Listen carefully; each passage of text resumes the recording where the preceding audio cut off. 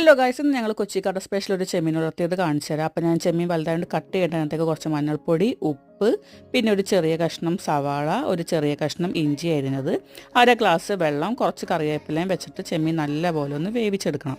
ചെമ്മീൻ വെന്ത് വരുമ്പോഴേക്കും നമുക്ക് ഒരു പാൻ വെച്ചതിനകത്തേക്ക് വെളിച്ചെണ്ണ ഒഴിച്ചതിന് ശേഷം ചുമന്നുള്ളി ഇട്ട് നല്ലപോലെ വഴറ്റാം. ഇതിലധികം ഇൻഗ്രീഡിയൻസ് ഒന്നുമില്ല, ഈസിയാണ്, അതുപോലെ ഭയങ്കര ടേസ്റ്റിയാണ്. എൻ്റെ അമ്മയും അമ്മൂമ്മയൊക്കെ ഉണ്ടാക്കുന്ന റെസിപ്പിയാണ് കേട്ടോ. എൻ്റെ ഏറ്റവും ഫേവറേറ്റ് ആയിട്ടുള്ളൊരു ചെമ്മീൻ റോസ്റ്റ് ഇത് തന്നെയാണ്.